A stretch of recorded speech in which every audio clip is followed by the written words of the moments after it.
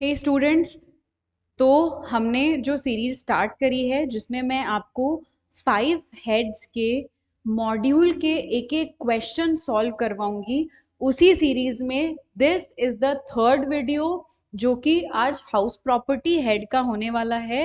And अभी PGBP and salary head के questions, each and every questions uploaded हैं on the YouTube channel of Dhruv coaching classes. You can also see the separate playlist for that. तो आप उस playlist में जाकर के अपनी प्रिपरेशन और स्ट्रॉन्ग करें, so that you don't have to decide which topic to skip for direct taxation, because questions do come from all the 5 heads. All right, so आज हम income from house property head start करेंगे। Income from house property head के सारे questions, although ये head बहुत छोटा है but equally importance रखता है पीजीबीपी एंड सैलरी जितनी। ठीक है, हेड करने में इजी पड़ता है लेकिन इंपॉर्टेंस एकदम सिमिलर रखता है। चलिए तो फिर पहला question. Okay, this is the first question on your screen, illustration number 39।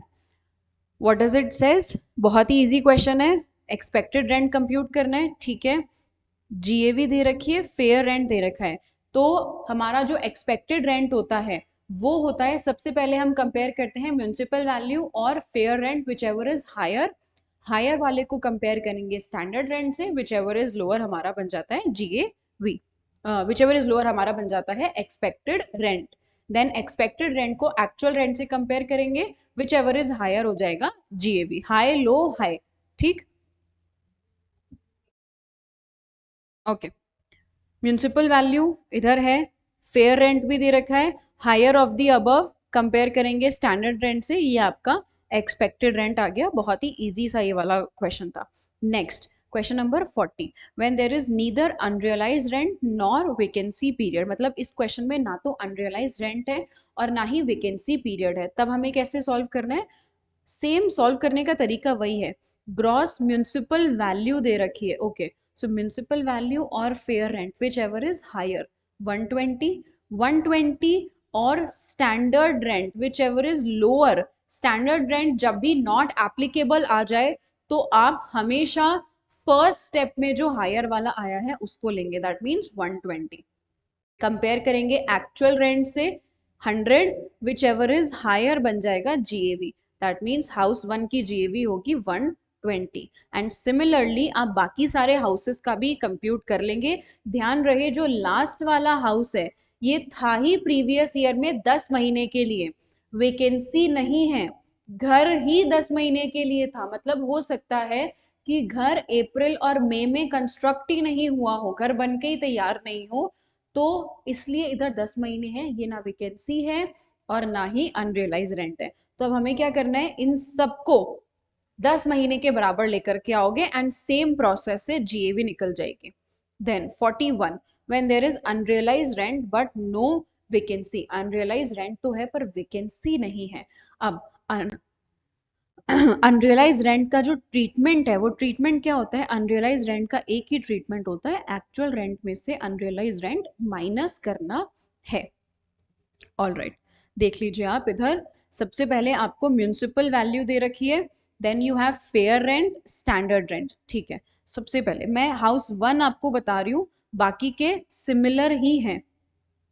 House one, अब हाउस वन में सबसे पहले हम निकालेंगे इन दोनों का हायर। इन दोनों का हायर आ रहा है 300, 90 और 300, विच एवर इज हायर, वो आ गया 300। हायर वाले को कंपेयर करना है स्टैंडर्ड रेंट से 50, whichever is lower, lower आ गया 50। कंपेयर करेंगे एक्चुअल रेंट से, लेकिन ये ध्यान रहे कि जो एक्चुअल रेंट है वो 120 है एंड 2 महीने का अनरियलाइज रेंट भी है। एक्चुअल रेंट वैसे तो 120 का दे रखा है बट इधर 2 महीने का अनरियलाइज रेंट भी है। ओके, एंड अगर एक्चुअल रेंट हमें दे रखा है 120, दैट मीन्स ये पूरे 12 महीने का रेंट है। हायर लेते हैं ना हम, इसमें हायर वाला जीएवी बन जाएगा। बट आपको एक चीज ध्यान रखनी है, एक्चुअल रेंट में से अनरियलाइज रेंट माइनस करिए। 120 का एक्चुअल रेंट है, ये 12 महीने का है, 2 महीने का अनरियलाइज रेंट आ गया 20। 120 में से 2 महीने का अनरियलाइज रेंट माइनस करेंगे, 100 बनेगा जीएवी। सिमिलर होगा बाकी के तीनों हाउसेस में, मतलब रिमेनिंग आपके जो 4 हाउसेस बचे हुए हैं उसमें। ओके, 100 इधर आंसर आ गया, बाकी सब में same treatment. When there is vacancy but no unrealise rent, vacancy के लिए क्वेश्चन खुद से मेंशन करेगा, आपको अनऑक्यूपाइड को वेकेंट नहीं मानना है। क्वेश्चन बोलेगा कि प्रॉपर्टी रिमेन्स वेकेंट। चलिए, अब कैसे वैकेंसी का ट्रीटमेंट होता है, तो वैकेंसी का ट्रीटमेंट बहुत ही ध्यान से समझना। म्यूनिसिपल वैल्यू और fair rent whichever is higher, higher आ गया 300, 300 और 300, तो ये एक्सपेक्टेड रेंट हमारा हो गया 300। अब एक्सपेक्टेड रेंट को कंपेयर करते हैं हम एक्चुअल रेंट से। Actual rent plus vacancy rent, actual rent जो 600 का है ना, ये पूरे साल का रेंट है, मतलब इसमें 1 महीने के वैकेंसी पीरियड का रेंट भी आ गया है। आप देखिए, इधर है 300 और इधर है 600 का एक्चुअल रेंट। अगर actual rent plus vacancy rent ज्यादा है, तो जो एक्चुअल रेंट है, मतलब जो आपको सच में मिला है, 600 का रेंट पूरे 12 महीने का है, 11 महीने का रेंट आपको कितना मिला है, 550, ये बनेगा जीएवी। ओके, 550 का रेंट जीएवी बनेगा, ये रहा जीएवी।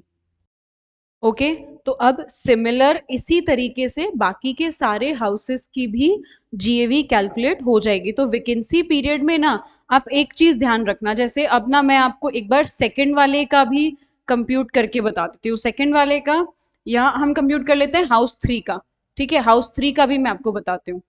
हाउस 3 में आप सबसे पहले कंप्यूट कर लो एक्सपेक्टेड रेंट। एक्सपेक्टेड रेंट कैसे आएगा, जीएवी और fair rent whichever is higher, that mean 750, 750 और 280 whichever is lower. Expected rent आ गया 280। Now actual rent plus vacancy rent, actual rent plus vacancy rent कितना है, 300। तो जब भी हमारा actual rent plus vacancy rent ज्यादा होता है एक्सपेक्टेड रेंट से, तो हमारा जितना भी एक्चुअल रेंट है, जितना भी एक्चुअल रेंट है वो जीएवी बन जाएगा। जीएवी हमको एक्चुअल रेंट को बनाना होता है, टोटल रेंट को नहीं। हम केवल कंपैरिजन करने के लिए नोशनल इनकम देखते हैं। हमें जब जीएवी बतानी है, मतलब टैक्सेबल जो इनकम बतानी है, उसमें तो एक्चुअल इनकम ही लोगे ना, उसमें आप नोशनल इनकम नहीं ले सकते हो। तो इसकी जीएवी आएगी 250। चलिए, अब दूसरा, और अगर किसी केस में एक्सपेक्टेड रेंट ज्यादा आ जाए तो तब तो प्रॉब्लम ही नहीं है, बिकॉज लास्ट वाले स्टेप में ऑलरेडी हायर ही होता है। Next question number 43। Question number 43 में x ons a house property in Pune. Okay, details आपको दे रखी है, municipal value, fair rent, standard rent. It is let out through out the previous year, ठीक है, पूरे साल भर के लिए लेट आउट था। 10,000 पर मंथ का रेंट है 15 अक्टूबर 24 तक, एंड उसके बाद में 12,000 पर मंथ का रेंट है, ठीक है।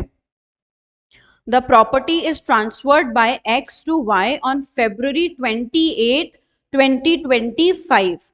तो February 28 को आपने ट्रांसफर करा, दैट मीन्स मार्च यानी कि 1 महीने के लिए तो वाई के हैंड्स में टैक्सेबिलिटी आएगी, और 11 महीने के लिए एक्स के हैंड्स में टैक्सेबिलिटी आएगी। क्वेश्चन एकदम नॉर्मल है, बस आपको 11 महीने 1 महीने करके देखना है। However, Y failed to recover rent for March 2025। मार्च 2025 का रेंट नहीं आया, एक्चुअल रेंट में से अनरियलाइज रेंट माइनस हो जाएगा, ठीक है। कैलकुलेशन में आपको एक बार इसकी दिखा देती हूँ। कैलकुलेशन में क्या है, देखो 10,000 का रेंट तो 6.5 महीने के लिए, क्योंकि अक्टूबर तक 10,000 थे, अप्रैल मई जून जुलाई अगस्त सितंबर, 6 महीने तो ये, और 15 दिन अक्टूबर के, तो 6.5 महीने के लिए 10,000 और रिमेनिंग 4.5 महीने के लिए 12,000। ओके, ये आपका total calculation of rent receivable हो गया। डन।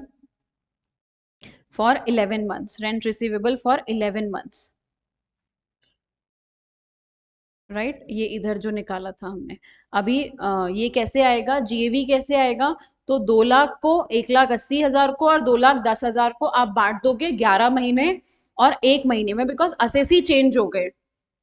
ओके, और उसी अकॉर्डिंग अपना जीएवी कैलकुलेट हो जाएगा। 11 और 1 महीने में बांटना है। एक्चुअल रेंट 11 महीने का ही क्यों लिया मैंने, इसलिए लिया क्योंकि लास्ट के 1 महीने का रेंट तो रिकवर ही नहीं हो पाया था, तो वो रेंट तो मिला ही नहीं। एक्चुअल रेंट इस केस में क्या है, nil. Next question number 44, when there is unrealised rent as well as vacancy period, unrealise rent भी है और वेकेंसी पीरियड भी है, तो कैसे कैलकुलेशन करी जाती है, देखो समझना है इसको। आपको जीएवी दे रखी है, आपको फेयर रेंट दे रखा है, आपको स्टैंडर्ड रेंट दे रखा है। सबसे पहला काम करेंगे एक्सपेक्टेड रेंट कंप्यूट करने का, तो विच एवर इज हायर 150, 150 और 120, लोअर आ गया 120। अब हमको करना है actual rent plus vacancy rent का काम। क्यों, क्योंकि क्वेश्चन में वेकेंसी है, क्वेश्चन में 3 महीने की वेकेंसी है। आगे, actual rent if property is let out through out the previous year 180, तो एक्चुअल प्लस वेकेंसी पीरियड का रेंट कितना है, 180। एक्चुअल प्लस वेकेंसी पीरियड का रेंट है 180, and because actual rent plus vacancy rent ज्यादा है तो हम एक्चुअल रेंट को जीएवी मानेंगे, लेकिन जो एक्चुअल रेंट है उसमें से हमेशा अनरियलाइज रेंट माइनस होता है। देखो आप इस क्वेश्चन को ना करने का एक फिक्स तरीका हमेशा समझ लो, इसको आपको क्वेश्चन में अगर इस तरीके का आ जाता है एग्जाम में, तो आपको ऐसे ही करना है। क्या करना है, 180 का रेंट पूरे ईयर का है, तो आपने पूरे 12 महीने का रेंट निकाला। अभी आप रेंट निकालो 2 टाइम पीरियड के, वेकेंसी का भी और जब ऑक्यूपाइड था वो वाला भी। तो वेकेंसी का अगर मैं रेंट निकालूं 180 डिवाइडेड बाय 12 इंटू 9, तो ये आ गया 135। ओके, एंड रिमेनिंग अगर मैं रेंट कंप्यूट करूं तो वो आ गया मेरे पास में 45। डन। अब जो कंपैरिजन होता है, कंपैरिजन के लिए मैं इधर से ऑलरेडी माइनस कर दूंगी, मेरा जो एक्चुअल रेंट है वो क्या आएगा, इसमें से मैं 25 का अनरियलाइज रेंट माइनस करूंगी, तो ये आ गया 110। 110 और 45 का वेकेंसी रेंट, 110 और 45 का वेकेंसी रेंट 155। अब आप कंपेयर करो 120 और 155, whichever is higher. 155 is higher, तो actual rent minus unrealise rent बन जाता है जीएवी। इस क्वेश्चन में जीएवी होगा 110। सिमिलर तरीके से आपको बाकी के हाउसेस का भी कंप्यूट करना है, एकदम सिमिलर तरीके से। ओके, सेम इसी तरीके से बाकी भी कंप्यूट होगा। चलिए, इलस्ट्रेशन नंबर 45। चंडीगढ़ में एक घर है और एक घर है अमृतसर में। ऑल राइट, नो प्रॉब्लम, कहाँ सिचुएटेड है उससे हमें मतलब नहीं है। Municipal value, fair rent, standard rent, सबसे पहले हम निकाल लेंगे इसका एक्सपेक्टेड रेंट। तो फर्स्ट केस में तो एक्सपेक्टेड रेंट आएगा हाई लो, एक्सपेक्टेड रेंट आ गया 70,000। दूसरे वाले केस में expected rent high and low, expected rent आ गया 50,000। ओके, अब इसको हम कंपेयर करेंगे एक्चुअल रेंट से। तो एक्चुअल रेंट 1 अप्रैल से लेकर के 31 जुलाई का तो आपको अलग दे रखा है, वो है 5,000। तो 5,000 into April, May, June and जुलाई, 4 महीने का रेंट अलग, प्लस 9,000 इंटू 5 महीने का रेंट अलग। 5 महीने क्यों? क्योंकि फेब्रुवरी तक का दे रखा है, बाकी के टाइम के लिए प्रॉपर्टी वेकेटेड होगी ना, खाली पड़ी हुई होगी। तो टोटल रेंट आपका कितना आ रहा है? 65,000। एक्सपेक्टेड रेंट ज्यादा है, एक्सपेक्टेड ही जीएवी बन जाएगा। ओके, देखो आप इधर,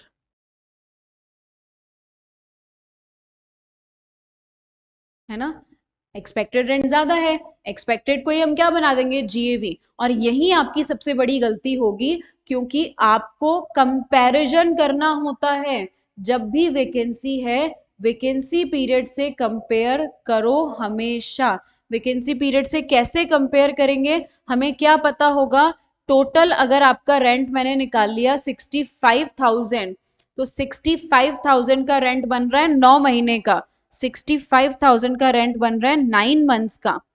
मेरे को पूरे 12 महीने का रेंट चाहिए, दैट कम्स टू 86,667। अब बताओ कौन ज्यादा है? Actual rent plus vacancy rent या फिर expected rent? Actual plus vacancy. तो जो एक्चुअल रेंट है वो जीएवी बनेगा। समझना, इसको मैं दोबारा आपको साइड में इस चीज को समझा रही हूं। सबसे पहले कंप्यूट करा एक्सपेक्टेड रेंट, वो आ गया 70,000। अब हमारा जो actual rent plus vacancy rent था, इसमें एक्चुअल रेंट आएगा 5,000 इंटू 4 एंड 9,000 इंटू 5, क्योंकि घर फेब्रवरी तक ही ऑक्यूपाइड रहा है। This comes to a total of 65,000। 65,000 का रेंट तो एक्चुअल रेंट है, नो डाउट, बट वेकेंसी आ गई तो कंपैरिजन के लिए हमें चाहिए होता है एक्चुअल प्लस वेकेंसी का रेंट। ये है 12 महीने का, सॉरी, ये है 9 महीने का, मुझे चाहिए 12 महीने का रेंट, वो आ जाएगा 86,667। कंपैरिजन के लिए हम ये यूज करेंगे, because this is higher. Higher क्या है? Actual plus vacancy. तो जीएवी बन जाएगा actual rent which is 65,000। I hope now इस तरीके के सम्स आपके एकदम क्लियर हो चुके होंगे कि करना क्या होता है। Next, illustration number 46। सेम उसी कॉन्सेप्ट पे बेस्ड है। इसमें अनरियलाइज रेंट भी आ गया है एंड वैकेंसी भी आ गई है, बट इसमें एक चीज ध्यान रखना, इधर दे रखा है एक्चुअल रेंट रिसीवेबल। इस वाले क्वेश्चन में ना मैं आपको लास्ट वाली हाउस प्रॉपर्टी का करवाना चाहूंगी, बिकॉज फर्स्ट और सेकंड में तो कोई भी गलती नहीं करेगा, फर्स्ट और सेकंड में सबके आंसर आ जाएंगे, बट जिन्हें कॉन्सेप्ट नहीं पता होगा कि कैसे क्या करना है, वो अगर फर्स्ट और सेकंड वाला थर्ड में अप्लाई करेंगे ना तो आंसर गलत आएगा। ठीक है, तो हम सबसे पहले इसमें कंप्यूट कर लेते हैं एक्सपेक्टेड रेंट। एक्सपेक्टेड रेंट कैसे आएगा? हाँ, फेयर रेंट ही दे रखा है दूसरा वाला। हायर 600, लोअर, तो 600 आ गया एक्सपेक्टेड रेंट। अब देखना, actual rent plus vacancy rent. मुझे एक्चुअल रेंट ना रिसीवेबल दे रखा है, मतलब ये रेंट ऑलरेडी पूरे 12 महीने का ही है। अगर आपने ये अज्यूम कर लिया तो फिर आपका आंसर गलत हो जाएगा। क्यों गलत हो जाएगा? बिकॉज इधर दे रखा है रिसीवेबल। रिसीवेबल मीन्स कि इतना रेंट मिलना बनता है आपका, 350 का रेंट आपको रिसीवेबल है। दैट मीन्स, मतलब पहले केस में 350 का, दूसरे में 600 का, इधर जो हम कर रहे हैं सॉल्व। ठीक है, तो अब देखो इसमें क्या दे रखा है, एक्चुअल रेंट जो 600 का है वो कितने के बराबर है? वो बराबर है आपका जितना time house property let out थी। हाउस प्रॉपर्टी लेट आउट थी 10 महीने, क्योंकि 2 महीने की वैकेंसी है, तो ये 10 महीने के बराबर है। मुझे चाहिए, ये 2 बार निकालोगे आप अलग अलग, ठीक है, ये 10 महीने के बराबर है, मुझे चाहिए ये पूरे 12 महीने का। तो 600 का रेंट 10 महीने के बराबर है, पूरे 12 महीने में कितना रेंट होगा? 720। ठीक है, ये आ गया 720। अभी एक्चुअल रेंट ज्यादा आ रहा है तो आप तो क्या कर दोगे, एक्चुअल रेंट को ही जीएवी बना दोगे, एक्चुअल रेंट को जीएवी बना दोगे। एक्चुअल रेंट हमारा कितना है, एक्चुअल रेंट है हमारा 600 का, राइट। बट इधर एक चीज आप ध्यान रखना, आप जो कंपैरिजन करते हो वो एक्चुअल रेंट में से GAV minus, sorry unrealise rent minus करके कंपैरिजन करते हो। मतलब आपने करा 600 माइनस 150, ये आपका आ गया 450। ठीक है, मेरा एक्चुअल रेंट कितना आया, 450 का। और मेरा वेकेंसी पीरियड का रेंट कितना आएगा, 600 का रेंट है 10 महीने के लिए, तो 2 महीने का रेंट आ रहा है 120। अब 450 और 120, ये मेरा टोटल बन रहा है 570। ठीक है, ये आप कंपेयर करोगे, आप सीधा ले जाकर के 720 को कंपेयर नहीं करोगे। Actual rent plus vacancy rent, आप क्या करोगे, 450 प्लस 120, 570। कम हो गया ना, कम हो गया, तो आपकी जीएवी बनेगी expected rent. Okay, I hope ये चीज आपको क्लियर है, बिकॉज मैक्सिमम स्टूडेंट्स इसमें कंफ्यूज होते हैं और गलत कर देते हैं। इस क्वेश्चन में हाउस 3 ही काम का था, बाकी हाउसेस की तो इजीली आ जाएगी।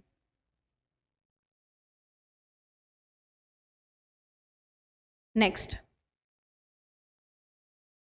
Compute net value with the following details. Net value compute करने को बोला इसने, मतलब नेट एनुअल वैल्यू कंप्यूट करनी है, एनएवी कंप्यूट करनी है।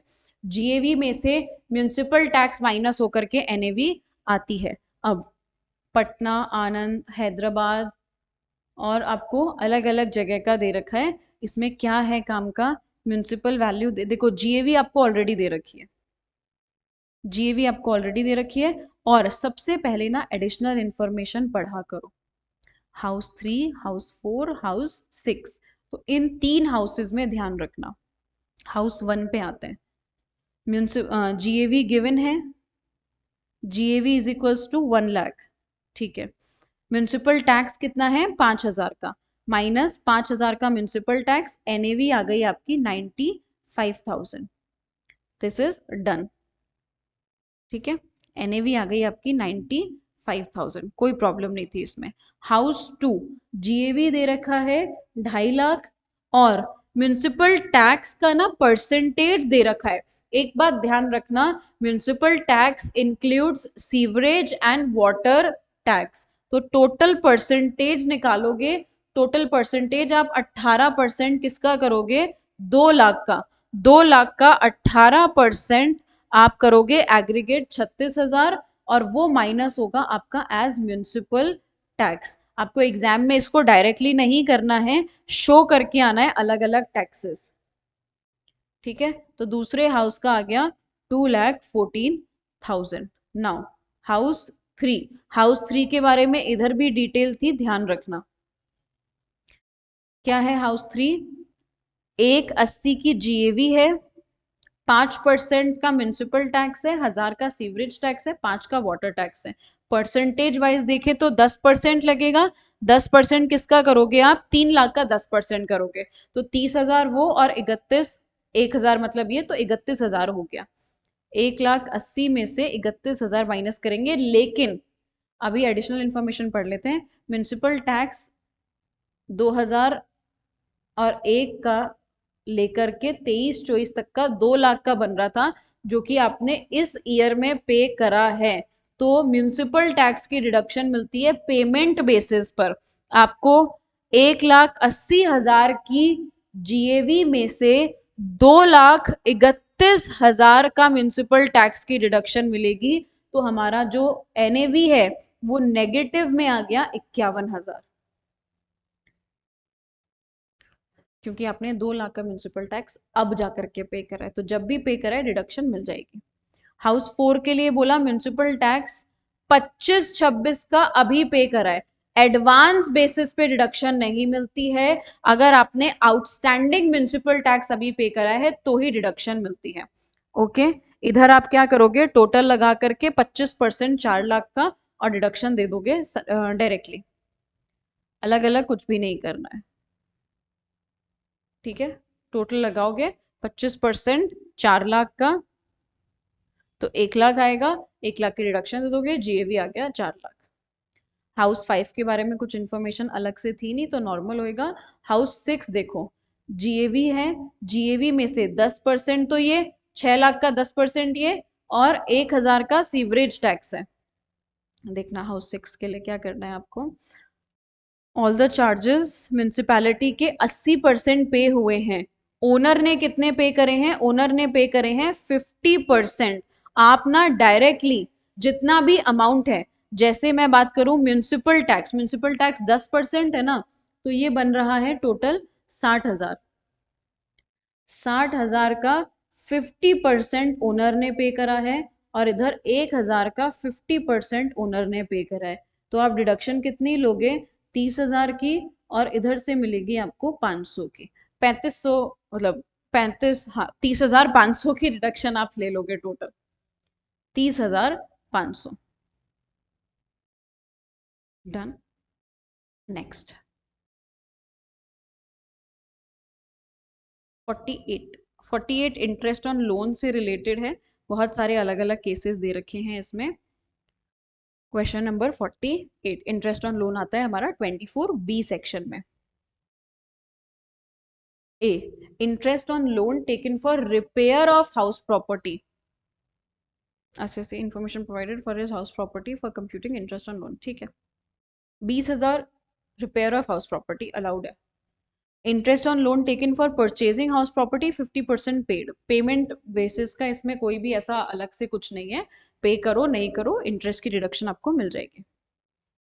Interest on new loan taken for repay old loan which was taken for purchase of house property, okay, ये भी डिडक्शन मिल जाएगी। Interest on loan taken for payment of interest on earlier loan, interest के payment के लिए loan लिया है, नहीं मिलेगी, पेनल्टी नेचर का इंटरेस्ट होता है।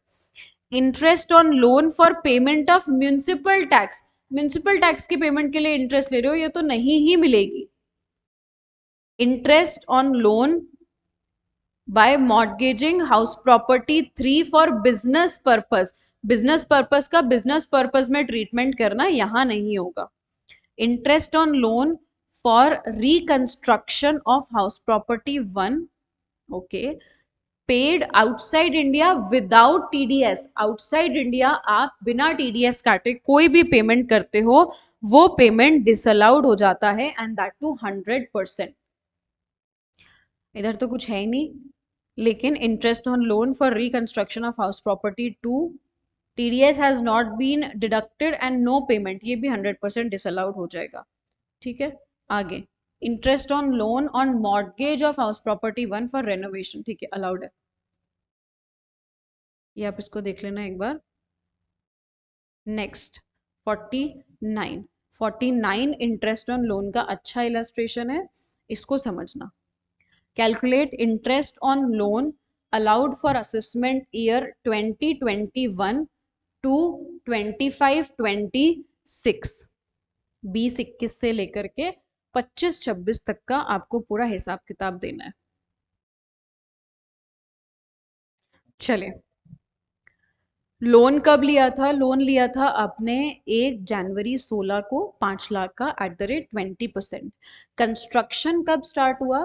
कंस्ट्रक्शन स्टार्ट हुआ है 1/8/16 को, ठीक है, whichever is later. Deduction कब से मिलना स्टार्ट होती है? लोन टेकन या फिर construction commenced, whichever is later. तो 1 अगस्त 16 से उसका प्री कंस्ट्रक्शन पीरियड स्टार्ट हो जाएगा। सबसे पहला काम ही आपको ये करना है, सबसे पहले आपको प्री कंस्ट्रक्शन पीरियड लेना है, ठीक है। प्री कंस्ट्रक्शन पीरियड में कहाँ से कहाँ तक ये रहेगा? 1/8/16 से लेकर के, और ये प्री कंस्ट्रक्शन पीरियड आपका रहेगा कंस्ट्रक्शन कंप्लीट होने से जस्ट पहले वाला जो 31 मार्च आया है। और अगर कंस्ट्रक्शन ही 31 मार्च को कंप्लीट हुआ है तो भी कोई बात नहीं, उससे जस्ट पहले जो 31 मार्च आया था वो लेना होता है हमको, ठीक है। तो ये तो हो गया प्री कंस्ट्रक्शन। अब पोस्ट कंस्ट्रक्शन पीरियड कब से? 1/4/20 से लेकर के रीपेमेंट तक, डन। अब देखो, 1 4 17, ठीक है, एक एक करके स्टार्ट करते हैं। प्री कंस्ट्रक्शन, ठीक है, मैं इधर प्री और पोस्ट दोनों का इंटरेस्ट आपको बता दूंगी। प्री कंस्ट्रक्शन 16 17, 16 17 का आपका अगस्त से जाएगा। अगस्त, सितंबर, अक्टूबर, नवंबर, दिसंबर, जनवरी, फरवरी एंड मार्च, 8 महीने का। कितने के ऊपर? 5 लाख का आपने लोन लिया था। 8 महीने, कितना परसेंट के हिसाब से? 12% के हिसाब से, ठीक है। तो 5 लाख पे 12% का आपका इंटरेस्ट जाएगा, और वो कितने महीने का जाएगा?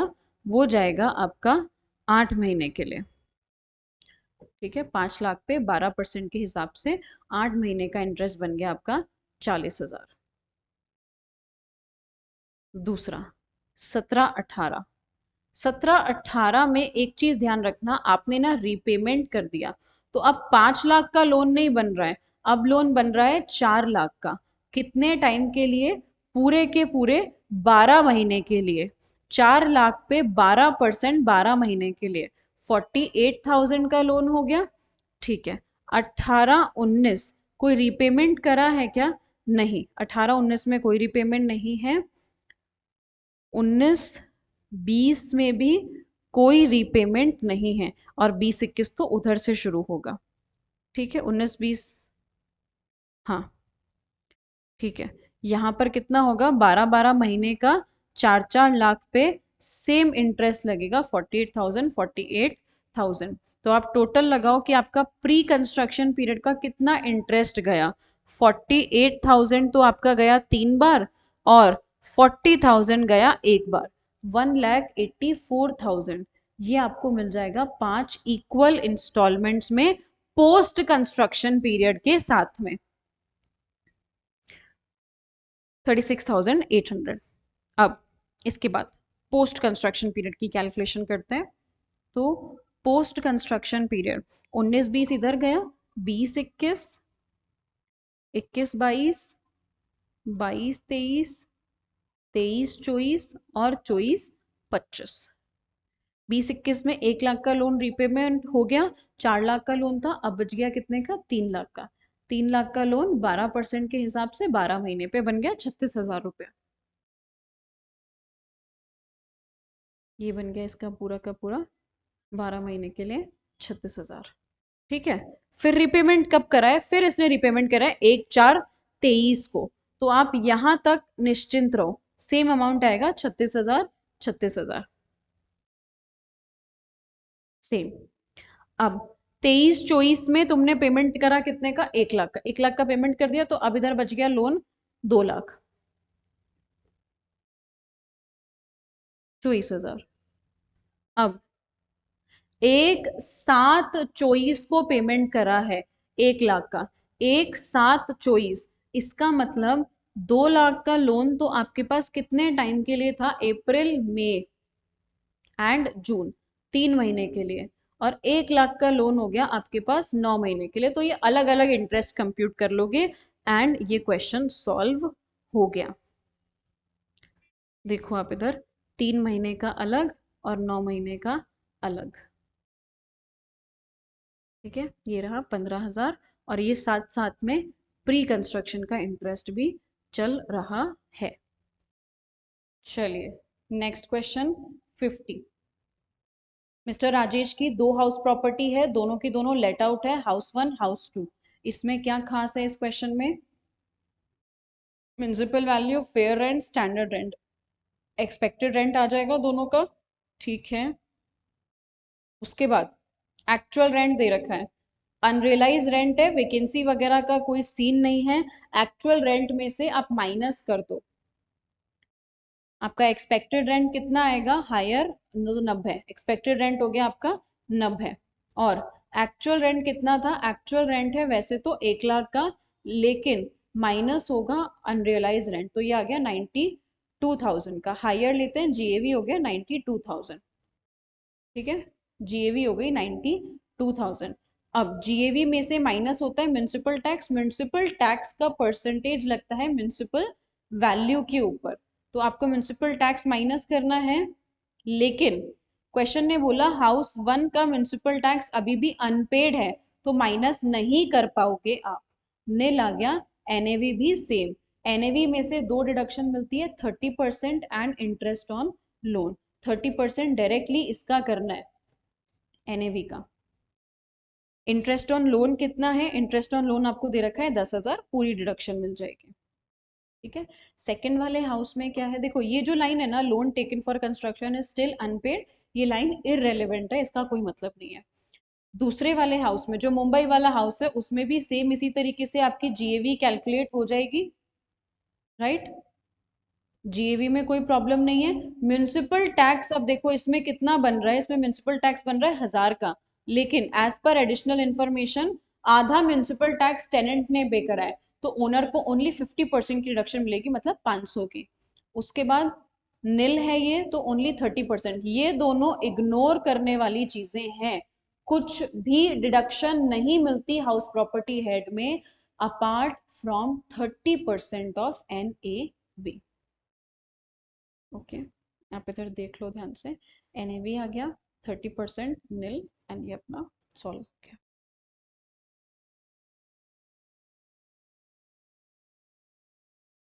Next 51। 51, mister Pandey owns 3 houses in Chennai. Okay, और आपको बुलाया कंप्यूट करने के लिए। एक चीज जो मैं इधर ध्यान से आप देखेंगे कि तीनों के तीनों घर सेल्फ ऑक्यूपाइड हैं, अलाउड नहीं है। मैक्सिमम आप 2 सेल्फ ऑक्यूपाइड का बेनिफिट ले सकते हो, आप 3 सेल्फ ऑक्यूपाइड का बेनिफिट नहीं ले सकते हो। तो फिर हम इसके लिए क्या करें, इसके लिए मैं आपको एक तरीका सिखा रही हूँ। आप हाउस 1, हाउस 2 एंड हाउस 3 तीनों को ही एक बार डीम्ड लेट आउट मानो। तीनों को ही आप क्या ट्रीट करो, लेट आउट ट्रीट करके कंप्यूटेशन कर लो तीनों की। ठीक है, सबसे पहले मैं इधर लिख रही हूं जीएवी तक का मामला। GAV, standard rent, municipal value और fair rent whichever is higher. 2.5 lakh, 2.5 lakh compare होगा 1.5 लाख से। ठीक है, अब इसमें एक्चुअल तो कहीं दे ही नहीं रखा है, तो वही जीएवी हो जाएगा जो भी है, राइट। सबसे पहले आप इसमें जीएवी तक कंप्यूट करो। हायर 2.5, लोअर 1.5, इधर हो गया 1.5। दूसरे वाले घर में विच एवर इज हायर 16, 16 और 15, 15। तीसरे वाले घर में 13, 50 और 19 हायर 19, 19 और 18 विच एवर इज लोअर 18। ठीक है, अब हम इसमें से माइनस करेंगे म्युनिसिपल टैक्स। म्युनिसिपल टैक्स आपको दे रखा है क्या, म्युनिसिपल टैक्स है 10% ऑफ म्युनिसिपल वैल्यू पेड। ये म्युनिसिपल वैल्यू का 10% म्युनिसिपल टैक्स पे करा है, तो पहले केस में आ गया म्युनिसिपल टैक्स 20,000 का, दूसरे केस में 13 लाख का 10% आपको म्युनिसिपल टैक्स करना है, वो आ गया 1,30,000। और नेक्स्ट वाले केस में आपका आ जाएगा 13,50,000 का 10%। ठीक है, 1,35,000 माइनस कर दो इधर से, 20,000, 1,30,000 एंड 1,35,000। एनएवी आ गई। अब एनएवी में से एक चीज ध्यान रखना, interest on loan taken for purchase of houses. Loan लिया है प्रीवियस ईयर 21-22 में, 21-22 में आपने लोन लिया है, ठीक है, 19 के बाद का है। सेल्फ ऑक्यूपाइड प्रॉपर्टी के लिए मैक्सिमम लोन की डिडक्शन मिलती है 2 लाख की, तो ये सारा का सारा 2 लाख से कम ही है, मिल जाएगा। और घर परचेज करने के लिए लोन लिया है, तो ये भी इधर मिल जाएगा। अब सबसे पहले दो चीजें देनी है। अच्छा, इंटरेस्ट ऑन लोन मैं इधर लिख लेती हूँ, 90,000, 170 एंड 165, 170 एंड 165। ठीक है, अब मैं इधर दे रही हूँ 30% ऑफ एनएवी, तो उसके लिए मैं इधर कंप्यूट कर लेती हूँ एनएवी। ठीक है, एनएवी हम तीनों केसेस में एनएवी कंप्यूट कर लेंगे। आपको इस तरीके से प्रेजेंटेशन मॉड्यूल में नहीं मिलेगी, लेकिन आंसर हमारा एकदम सिमिलर आएगा, बिकॉज अल्टीमेटली लॉजिक यही है मॉड्यूल का भी। 16,65,000। अब इसका 30% आपको एनएवी देना है, तो आप डायरेक्टली 30% माइनस करके 130 माइनस 30% एंड माइनस 90,000, इधर से आ रही है हाउस प्रॉपर्टी की इनकम 1,000। इधर भी मैं डायरेक्टली कर रही हूँ, okay. 13,70,000 minus 30% minus 1,70,000, 7,89,000 and 16,65,000 minus 1,65,000, sorry minus सबसे पहले होगा 30%, देन 1,65,000, तो ये आ गया 1,000,500,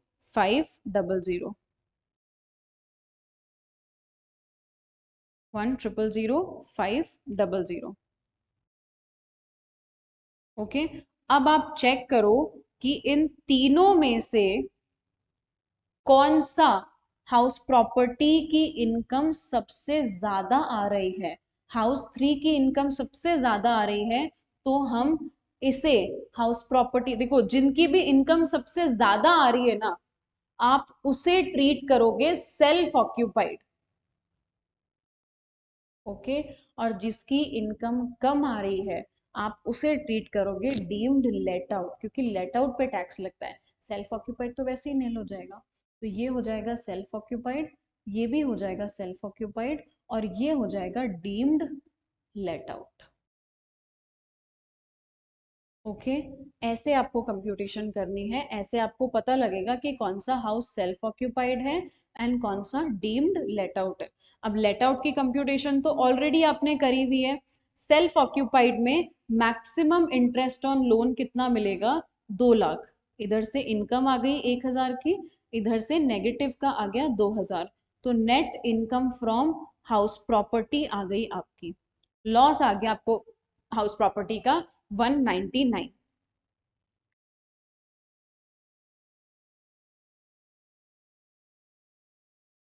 199, ओके। ये भी इंटरेस्ट ऑन लोन से रिलेटेड ही क्वेश्चन है। Illustration number 52।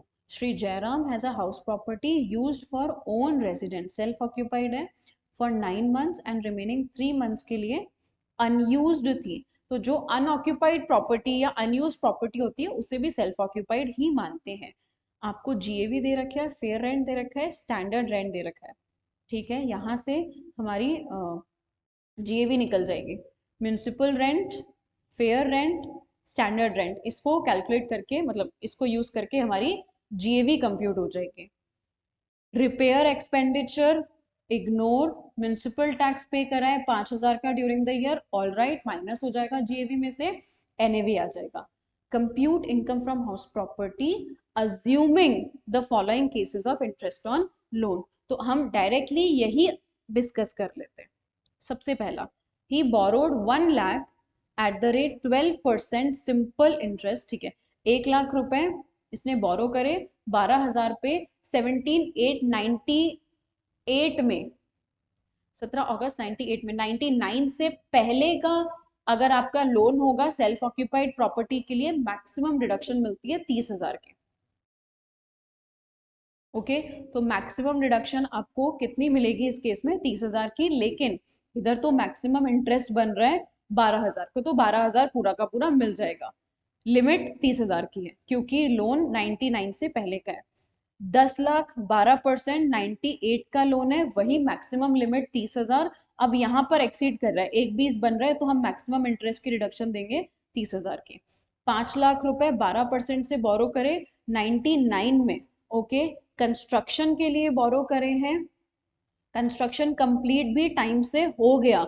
अब इस केस में मैक्सिमम लिमिट हो जाएगी 2 लाख की, लेकिन इंटरेस्ट बन रहा है कितने का, ओनली 60,000 का। फोर्थ, 20 लाख रुपए बोरो करे 18% से, 99 में सेम सारी चीजें वही है, 99 कंस्ट्रक्शन के लिए 5 साल में कंस्ट्रक्शन हो गया, लेकिन इंटरेस्ट का अमाउंट एक्सीड कर रहा है, मैक्सिमम डिडक्शन मिलेगी 2 लाख की। ठीक है, इंटरेस्ट का अमाउंट एक्सीड कर रहे हैं तो आपको मैक्सिमम डिडक्शन मिलेगी 2 लाख की। नेक्स्ट, फिफ्थ, 1,80,000 बोरो करे 15% पे 98 में, 98 में 1,80,000 बोरो करे।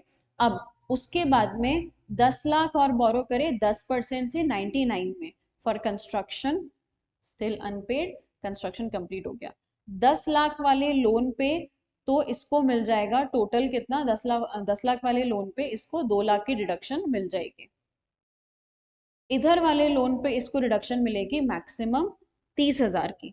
तो अब आप इनका एक्चुअल इंटरेस्ट अगर निकालोगे तो 1,80 पे 15% बन रहा है 27,000, इधर से बन रहा है 27,000 और उधर से आपका मैक्सिमम बन रहा है 1 लाख का इंटरेस्ट।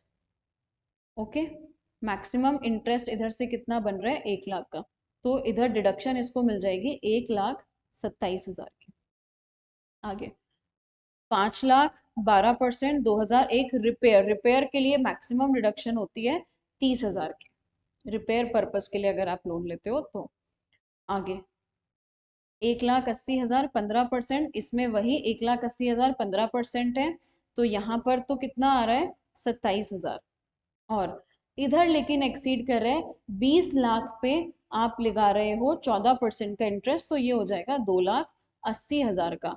लेकिन मैक्सिमम जो इंटरेस्ट की डिडक्शन है वो 2 लाख को क्रॉस नहीं करेगी in case of self occupied. ऐसा नहीं होगा कि इसके लिए 2 लाख की लिमिट अलग है और उसमें ये 27,000 ऐड करके 2,27,000 की डिडक्शन लो, नहीं, एग्रीगेट डिडक्शन 2 लाख को एक्सीड नहीं करेगी हाउस प्रॉपर्टी के केस में, ये बात आप ध्यान रखना। ठीक है, चलिए नेक्स्ट क्वेश्चन करते हैं। सबके लिए वर्किंग नोट दे रखा है मॉड्यूल में, बट स्टिल मैं आपको सारा समझा रही हूँ क्यों हुआ है, कैसे हुआ है, क्या हुआ है। 53, Miss Anjali owns a house property which is let out to her employer company for a monthly rent of 20,000. The company allotted the same house to Miss Anjali as RFA. Okay. Municipal tax paid 20,000, interest on loan paid 90,000. Comment on the tax treatment under the head income from house property. देखिए, उनका क्योंकि self occupied own house own करते हैं, मतलब self occupied है, but ये property क्योंकि employer ने ले रखी है तो अब ये इस केस में सेल्फ ऑक्यूपाइड का बेनिफिट नहीं उठा सकते। ठीक है, ऐसा नहीं है कि आप ही का घर, आप एम्प्लॉयर को बोलो कि मुझे मेरा ही घर किराए पे दे दो, नहीं, फिर हम उसको लेट आउट मान करके और जैसे इनकम कंप्यूट होती है वैसे कंप्यूट करेंगे। मंथली रेंट 20,000 का है तो 20,000 इंटू 12, ये तो आ जाएगी जीएवी। जीएवी में से आप 20,000 की म्यूनिसिपल टैक्स लेस करोगे तो 240 माइनस 20,000 आ गया 2,20,000। 2,20,000 की एनएवी, एनएवी में से माइनस होगा 30% ऑफ 220, मतलब 66,000 एंड 90,000 का इंटरेस्ट ऑन लोन, तो इसकी इनकम फ्रॉम हाउस प्रॉपर्टी आ जाएगी 64,000।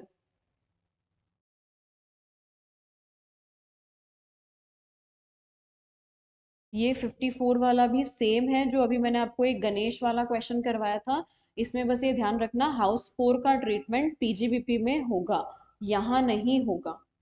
बाकी तीन आपको सेल्फ ऑक्यूपाइड प्रॉपर्टी दे रखी है, सबसे पहले इन तीनों को लेट आउट मानो, लेट आउट मान करके जितना भी इनकम आ रही है वो इनकम कंप्यूट करो एंड एक को डीम्ड, मतलब आपको क्या करना पड़ेगा, आपको दो प्रॉपर्टी सेल्फ ऑक्यूपाइड मान सकते हो, बाकियों को डीम्ड लेट आउट मानना पड़ेगा। ठीक है, देखो मैं आपको ये वाला क्वेश्चन भी करवा देती हूँ। अगर तीनों को हम लेट आउट मानते हैं तो सबसे पहले चाहिए मुझे इन तीनों की जीएवी, म्यूनसिपल वैल्यू और फेयर रेंट 3 लाख, 3 लाख और 3 लाख, जीएवी इसकी आ गई 3 लाख। ठीक है, एक्चुअल रेंट भी दे रखा है क्या, नहीं एक्चुअल रेंट नहीं दे रखा, तो यही आपकी जीएवी बन जाएगी।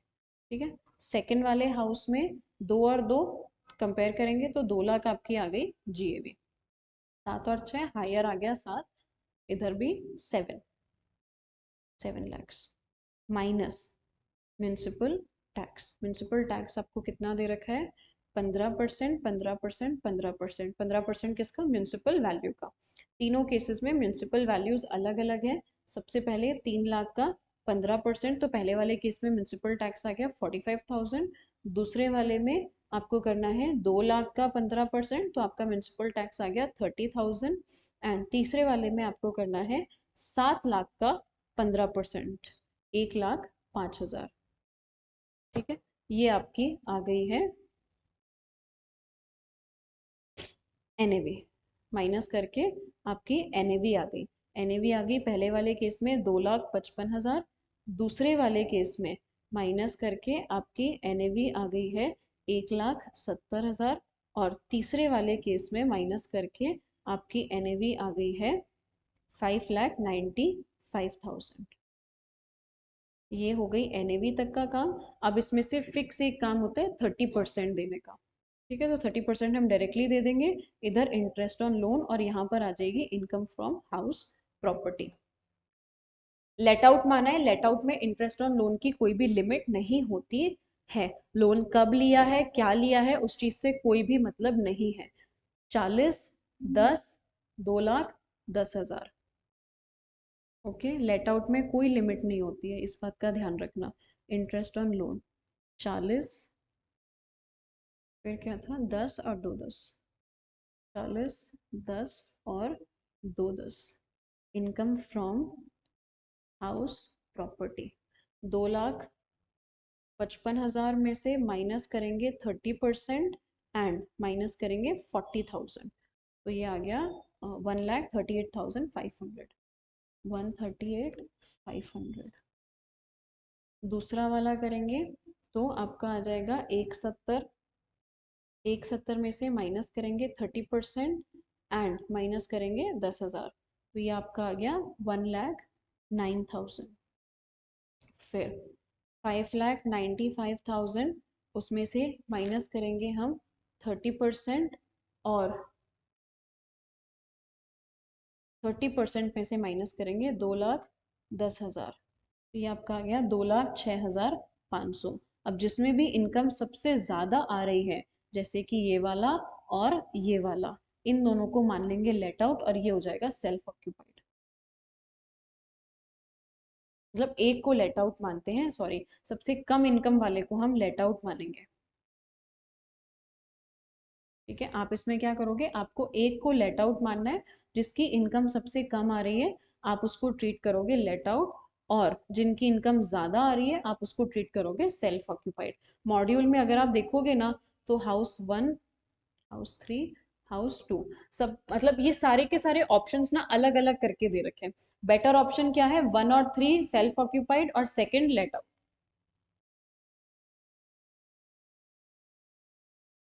देखो ये 1 और 3 सेल्फ ऑक्यूपाइड एंड सेकंड वाला लेट आउट। ठीक है, डिफॉल्ट टैक्स रिजीम से अगर आप इस क्वेश्चन को करना चाहते हो, डिफॉल्ट टैक्स रिजीम में आपको इंटरेस्ट ऑन लोन का ध्यान रखना होगा। सेल्फ ऑक्यूपाइड के केस में इंटरेस्ट ऑन लोन की डिडक्शन नहीं मिलती है डिफॉल्ट टैक्स रिजीम में। बस बाकी का पूरा क्वेश्चन सिमिलर है जो हमने पहले क्वेश्चन करा था उसकी तरह। ओके, तो इलस्ट्रेशन नंबर 54 सेम पैटर्न पे ही होगा जैसा हमने प्रीवियस वाला क्वेश्चन करा था। चलिए नेक्स्ट क्वेश्चन पे चलते हैं। Next question is 55। 55 illustration number 55, Miss Paro has a house property having two separate residential unit। ठीक है, टू सेपरेट रेजिडेंशियल यूनिट है। यूनिट ए 40% कवर करती है एंड यूनिट बी 60% कवर करती है। ठीक है, यूनिट ए सेल्फ ऑक्यूपाइड है, यूनिट बी लेट आउट है। किसको? पारो ने देवदास को लेट आउट करा। Very nice. Monthly rent of 3,000, कोई बात नहीं, एक्चुअल रेंट दे रखा है आपको 3,000 का। अब देखो जब भी ऐसा होता है ना कि एक ही घर में कुछ पार्ट सेल्फ ऑक्यूपाइड है एंड कुछ पार्ट लेट आउट है, तो फिर हमें क्या करना होता है, सेल्फ ऑक्यूपाइड वाला जितना पार्ट है वो अलग कैलकुलेट होगा, लेट आउट वाला अलग। सेल्फ ऑक्यूपाइड के लिए एनएवी तक नील, और जो भी आपका म्युनिसिपल वैल्यू, फेयर रेंट और सब कुछ है वो प्रोपोर्शनेटली बढ़ जाएगा। ओके जैसे इधर आप देख रहे हो municipal value, fair rent, standard rent, आप डायरेक्टली यहां से भी निकाल सकते हो विच एवर इज हायर, 120, 120 और 2 लाख लोअर 120, 1,20,000 का। अब आपको एक्चुअल रेंट भी दे रखा है तो 3,000 इंटू 12, ये आपका आ जाएगा एक्चुअल रेंट। ठीक है, बट आप क्या करोगे, आप 1,20 जो आपका आया है उसका करोगे पहले 60%, दैट मीन्स 72,000, और इधर आ गया 36,000, तो विच एवर इज हायर 72,000 हो जाएगा आपका जीएवी।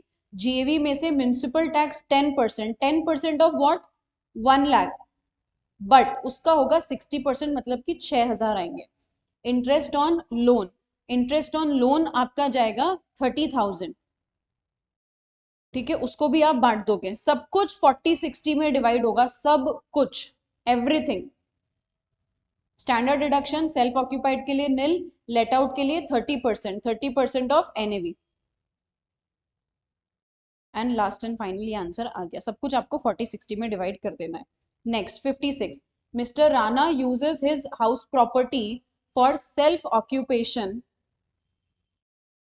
सेल्फ ऑक्यूपाइड पर्पस के लिए यूज कर रहे थे 1/8 तक, एंड रिमेनिंग पीरियड के लिए उन्होंने उसको लेट आउट कर दिया 6,000 पर मंथ की रेंट पे।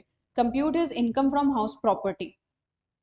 ठीक है, 1/8 तक, मतलब अब यहां बात क्या आ गई, part of the year property self occupied थी, रिमेनिंग पार्ट के लिए लेट आउट। तो देखो जो आप एक्सपेक्टेड रेंट कंप्यूट करोगे ना, वो तो पूरे 12 महीने का कंप्यूट होगा, और एक्चुअल रेंट कंप्यूट होगा जितना टाइम प्रॉपर्टी लेट आउट थी। Municipal value, fair rent, standard rent, 96,000 आ जाएगा इधर से आपका एक्सपेक्टेड रेंट। एक्सपेक्टेड रेंट आ गया 96,000, एंड एक्चुअल रेंट आपका आएगा 6,000 पर मंथ का रेंट ले रहे हो, और 1 अगस्त से आपने रेंट लेना है, तो अप्रैल, मई, जून और जुलाई 4 महीने का रेंट नहीं जाएगा, 8 महीने का आपका रेंट आ जाएगा 48,000। एक्सपेक्टेड रेंट ज्यादा है, एक्सपेक्टेड रेंट ही बन जाएगा जीएवी। ओके, एक्सपेक्टेड रेंट ही आपका बन जाएगा जीएवी। ओके, एक्सपेक्टेड रेंट बन गया जीएवी। अब म्युनिसिपल टैक्स माइनस होगा 16%, तो म्युनिसिपल टैक्स माइनस होगा 1 लाख का 16%, तो 16,000 का आपका म्युनिसिपल टैक्स है, 96,000 की जीएवी, उसमें से 16% का म्युनिसिपल टैक्स माइनस होगा 16,000 का, आपकी आ गई एनएवी। एनएवी आने के बाद में अब आप उसमें से दो चीजें माइनस करोगे, एनएवी में से माइनस होगा 30% की स्टैंडर्ड डिडक्शन, एनएवी में से 30% की स्टैंडर्ड डिडक्शन माइनस होगी, and interest on loan minus होगा अगर है तो, इंटरेस्ट ऑन लोन नहीं है तो आप ओनली 30% स्टैंडर्ड डिडक्शन, तो 80,000 माइनस 30%। ठीक है, हाँ नहीं, इंटरेस्ट ऑन लोन है ना 10,000 का, तो इंटरेस्ट ऑन लोन माइनस हो जाएगा 10,000, तो आपकी हाउस प्रॉपर्टी की इनकम आ गई है 46,000। ये रही।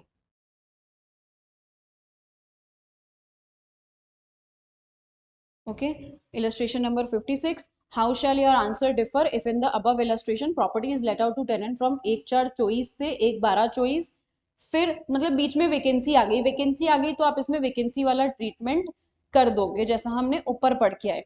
आगे, miss Rani used house property for self occupation till 1/9/24, let out for the remaining period. अब वही सेम ट्रीटमेंट है एकदम, कि आपने सेल्फ ऑक्यूपाइड कुछ टाइम और बचे हुए टाइम के लिए लेट आउट, एकदम सिमिलर क्वेश्चन है ये भी।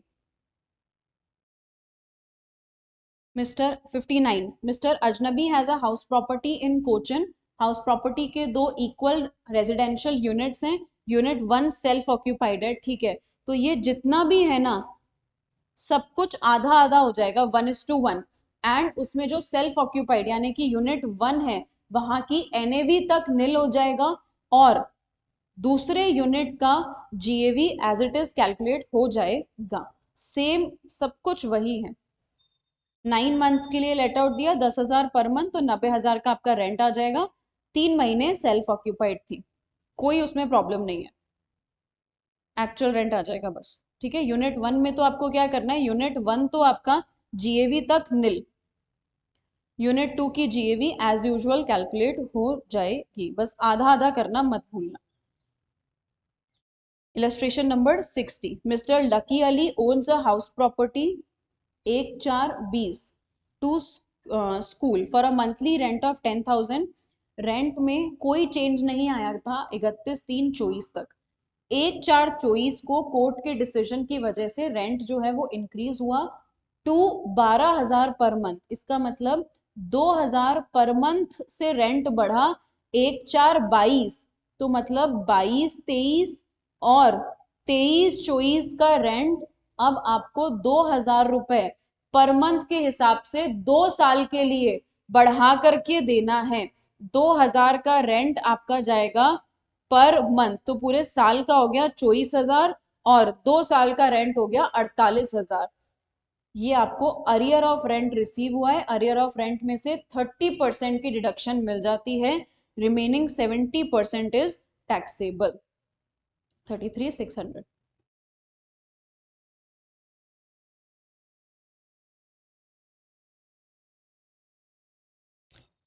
दो रेजिडेंशियल हाउस प्रॉपर्टी है, दोनों की दोनों खाली हैं। Municipal value of first house property is 1 lakh, second house property is 80,000। ठीक है, दोनों की दोनों खाली यूनिट्स हैं, ये बात ध्यान रखना। इट हैज कंप्यूटेड, इसने हाउस प्रॉपर्टी की इनकम ये कंप्यूट करी है, खाली को सेल्फ ऑक्यूपाइड नहीं मानते, दोनों को लेट आउट मान करके दोनों में रेंट आएगा, ये इसने कंप्यूटेशन गलत करी, रॉन्ग कंप्यूटेशन है। करेक्ट कंप्यूटेशन ये आपको नीचे आंसर में दे रखी है। ओके, हाउस 1 की म्यूनिसिपल वैल्यू, हाउस 2 की म्यूनिसिपल वैल्यू, हम इसी को जीएवी मान लेंगे क्योंकि हमारे पास और कोई इंफॉर्मेशन नहीं है। ये हमारी जीएवी हो गई दोनों हाउसेस में। एनएवी भी यही 30% माइनस करके इनकम निकाल लेंगे। 62, illustration number 62, mister Abul Hasan owns 3 houses at Ranchi. 3 घर हैं रांची में। ओके, 24-25 की इंफॉर्मेशन दे रखी है, house number 1, house number 2 and house number 3। House number 1 construct, देखो सबसे पहले मुझे ना हाउस 3 में दिख रहा है बिजनेस पर्पस, तो इसका मतलब हमें हाउस 3 की कंप्यूटेशन यहाँ पर नहीं करनी। ठीक, और फिर मुझे इधर दिख रहा है कि हाउस 1 के बारे में was constructed in 2024, let out to a friend at a monthly rent of 10,000 up to this। Okay, कोई बात नहीं, 10,000 का एक्चुअल रेंट है। Thereafter fair rent of 15,000 पे उसको लेट आउट उसने कर दिया। 15,000 म्यूनसिपल टैक्स पे करा और फायर इंश्योरेंस, इंश्योरेंस प्रीमियम वगैरह वगैरह, रिपेयर, कोई भी खर्चा हो हमें कोई मतलब नहीं है। House number 2, ground floor is let out at 20,000 पर month. First floor identical to ground floor, एक फर्स्ट फ्लोर है जो ग्राउंड फ्लोर जैसा ही है, वो ओन रेजिडेंस का है, तो उसकी एनएवी आएगी निल। म्यूनसिपल टैक्स है 20%, 80,000 का। ठीक है, computation only house 1 and house 2 की ही होगी। अदर इंफॉर्मेशन पढ़ लेते हैं, क्या बोला, 40 लाख का लोन लिया है 1/6/22 को हाउस 2 के लिए। अगर लोन ओनली हाउस 2 के लिए है तो इसके इंटरेस्ट की डिडक्शन भी ओनली हाउस 2 में मिलेगी, हाउस 1 में कुछ नहीं होगा। सिंपल आपको हाउस 1 में क्या करना है मैं आपको इधर ही बता देती हूँ। आप सबसे पहले जीएवी निकालेंगे। अब इसका जीएवी में क्या है ना, देखो एक्चुअल रेंट ही आएगा। आप एक्चुअल रेंट देखो, बाकी अगर आप इधर देखना चाहो तो देख सकते हो कि भाई 15,000 पर मंथ का फेयर रेंट है। फेयर रेंट अगर 15,000 पर मंथ का है तो हम एक्सपेक्टेड रेंट निकाल सकते हैं। 15,000 पर मंथ का फेयर रेंट है तो पूरे साल भर का फेयर रेंट होगा 1,80,000, तो 180 हो गया एक्सपेक्टेड रेंट। एक्चुअल रेंट कितना है 10,000, तो 31 जनवरी तक। ठीक है, अप्रैल से लेकर के जनवरी तक तो हो गया 10,000 का रेंट। ठीक है, 10 महीने के लिए हो गया 10,000 का रेंट, तो 10,000 इंटू 10, इधर आ गया 1 लाख, और उसके बाद 15,000 पर मंथ, 2 महीने के लिए है 15,000 का रेंट, 30,000, तो 1,30,000। हाइयर आएगा 180, जीएवी बन जाएगी 180। ये बात आप इसके अंदर ध्यान रखना, क्योंकि फेयर रेंट दे रखा है, जीएवी 180 बनेगा। ठीक है। और म्यूनिसिपल टैक्स दे रखा है कितना, म्यूनिसिपल टैक्स दे रखा है 15,000, 10% म्यूनिसिपल वैल्यू का था। आप चाहो तो दोनों को कंपेयर भी कर सकते थे, ये वैसे भी कम ही आना था। 1.5 लाख म्यूनिसिपल वैल्यू और fair rent whichever is higher, 1,80,000। ठीक है। बस इसमें केवल और केवल इतना ही काम होगा हाउस वन में। एनएवी निकाल ली, 30% देना है, इंटरेस्ट ऑन लोन कुछ नहीं है, ये आपकी इनकम आ गई। हाउस वन का काम खत्म। अब काम है हाउस टू का। हाउस थ्री का तो करना ही नहीं है। हाउस टू में भी ध्यान रखना कि 2 फ्लोर्स हैं, identical to ground floor. First floor जो है वो सेल्फ ऑक्यूपाइड के लिए है, तो केवल एक ही फ्लोर की कैलकुलेशन होगी। एक फ्लोर में आंसर आएगा नील, लेकिन नील केवल कहां तक, 30% डिडक्शन तक नील होगा, उसके बाद इंटरेस्ट ऑन लोन तो मिलेगा ही मिलेगा। लेट आउट है 20,000 पर मंथ, म्यूनिसिपल टैक्स दे रखा है आपको 80,000 का, 20% के बराबर। अगर 80,000 का म्यूनिसिपल टैक्स 20% के बराबर है, तो 100% पे कितना होगा, 4 लाख। म्यूनिसिपल टैक्स आ गया 4 लाख। ओके, ध्यान रखोगे कि आपको आधा आधा करना है। ऑल राइट, एंड ये तो हमारा आ गया म्यूनिसिपल वैल्यू। म्यूनिसिपल वैल्यू को आप एक्सपेक्टेड रेंट मान सकते हो, क्योंकि फेयर रेंट नहीं दे रखा है। बाकी जो एक्चुअल रेंट होता है वो फेयर रेंट माना जाता है जब भी फेयर रेंट नहीं दिया हुआ होता। तो इधर कितना रेंट है, 2,40,000 का, और rent only let out property के लिए होता है। तो ये आपका जीएवी बन जाएगा कितना, 2,40,000। 2,40,000 की हो जाएगी जीएवी। जीएवी में से माइनस करना है म्यूनिसिपल टैक्स। म्यूनिसिपल टैक्स देखो 80,000 है ना, आप 50% ही माइनस करोगे, मतलब 40,000 माइनस करोगे तो 2 लाख आ गया। 2 लाख में से आप दोगे 30% की स्टैंडर्ड डिडक्शन। यहां तक का काम तो सिंपल है, कुछ नहीं करना। और जो हाउस टू है उसमें यहां तक नील आएगा। अब कंप्यूटेशन करनी है इंटरेस्ट ऑन लोन की। अब आपको अगली कंप्यूटेशन किसकी करनी है, इंटरेस्ट ऑन लोन की कंप्यूटेशन करनी है। तो देखो इंटरेस्ट ऑन लोन का बोल रखा है, 40 लाख का लोन लिया है 1/6/22 को कंस्ट्रक्शन के लिए। कंस्ट्रक्शन कंप्लीट हुआ है 1/6/23, मतलब प्री कंस्ट्रक्शन पोस्ट कंस्ट्रक्शन दोनों है इसके अंदर, ये ध्यान रखना। लोन आपने 31/12/24 को रीपे भी कर दिया पूरा का पूरा, मतलब लोन आपने 24-25 में रीपे कर दिया, एंटायर लोन। ठीक है। तो अभी मैं प्री और पोस्ट दो पार्ट्स में अगर इसको बांटूं, तो प्री कंस्ट्रक्शन कब से है, जब से लोन लिया और कंस्ट्रक्शन कंप्लीट होने से पहले का जो 31 मार्च आता है, तो ये जून में खत्म हुआ। मार्च जस्ट इससे पहले आया होगा, मार्च अप्रैल मई जून, तो 31/3/23, 1/6/22 से लेकर के 31/3/23, तो जून जुलाई अगस्त सितंबर अक्टूबर नवंबर दिसंबर जनवरी फरवरी मार्च, 10 महीने, 40 लाख के ऊपर 10 महीने का इंटरेस्ट लगेगा 12% की रेट से प्री कंस्ट्रक्शन में। आधा आधा हम बाद में कर देंगे, पहले हम टोटल लोन निकाल रहे हैं। और पोस्ट कंस्ट्रक्शन में क्या होगा, आपने लोन रीपे कर दिया 31/12/24 को, तो पोस्ट कंस्ट्रक्शन में देखो, अब सबसे पहले तो 23/24, 23/24 का इंटरेस्ट 23/24 में मिल गया होगा। हमें तो अभी किसकी बात करनी है, हमें अभी बात करनी है 24-25 की। 24-25 में 40 लाख का दिसंबर तक काउंट करेंगे, तो अप्रैल मई जून जुलाई अगस्त सितंबर अक्टूबर नवंबर एंड दिसंबर, 9 मंथ्स के लिए 12%। जो टोटल इंटरेस्ट आएगा उसका आधा करना है 50%, क्योंकि पूरा 40 लाख हाउस टू के लिए।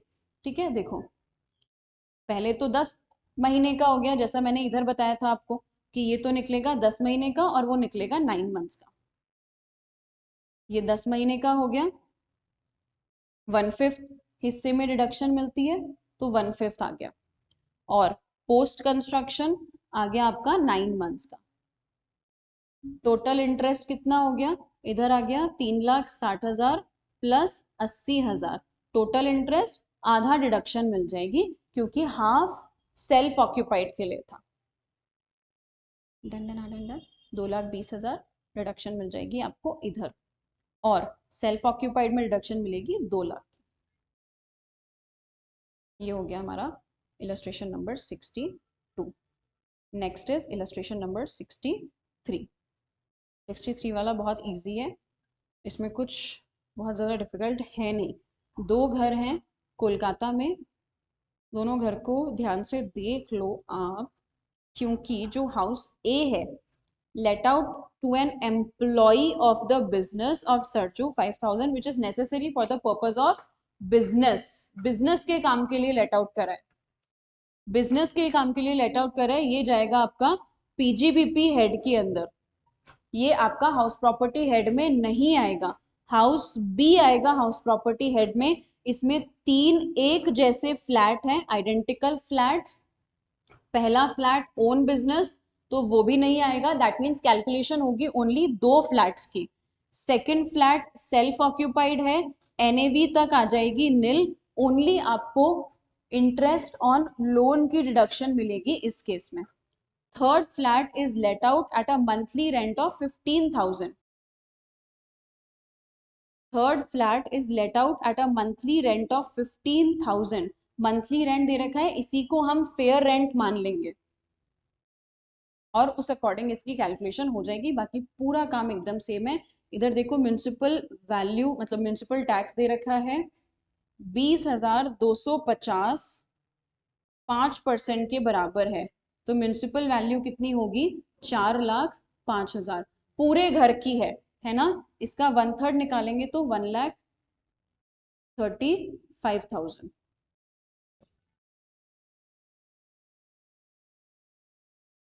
ओके चलिए, मैं इसका डायरेक्टली आपको सोल्यूशन ही बता देती हूँ। देखो ये रहा फ्लैट 3 लेट आउट, फ्लैट 3 में जीएवी जो है वो आपकी इधर से आएगी। देखो ये तो आपकी हो गई म्यूनिसिपल वैल्यू, एंड 15,000 का एक्चुअल रेंट है, फेयर रेंट वही होता है तो 1,80,000 विच एवर इज हायर, ये हम ले लेंगे। 1,80,000 ही हो जाएगी जीएवी। म्यूनिसिपल टैक्स टोटल है 1/3 करेंगे, रिमेनिंग स्टैंडर्ड डिडक्शन 30%। ओके, फिर जो सेल्फ ऑक्यूपाइड यूनिट है उसका यहाँ तक का आंसर आएगा नील।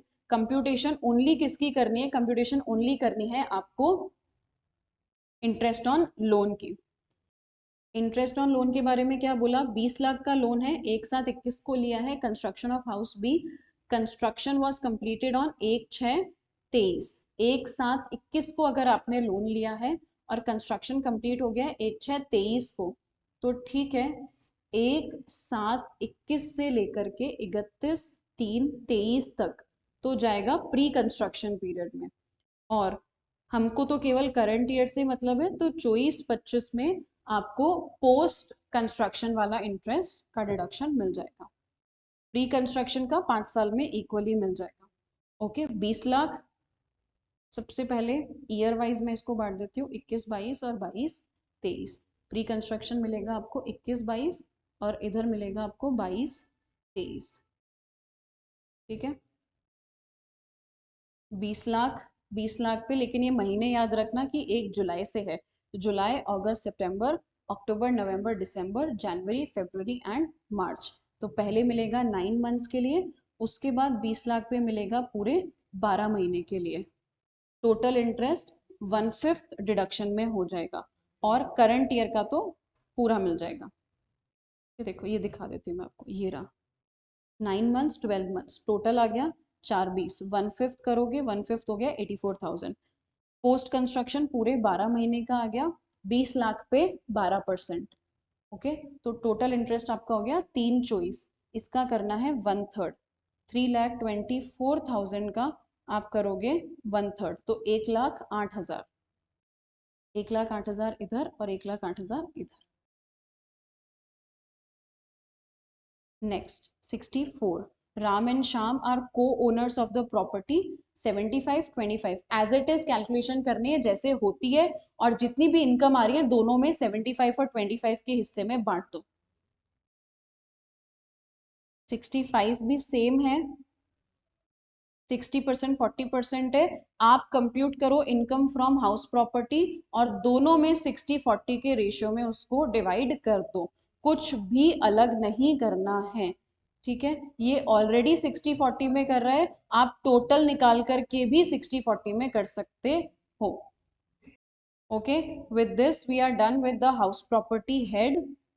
को ओनरशिप में ध्यान रखना, आप एज इट इज कैलकुलेट कर लो दोनों के लिए, और फिर दोनों में 60-40 के रेशियो में आप डिवाइड कर दोगे हाउस प्रॉपर्टी की टोटल इनकम।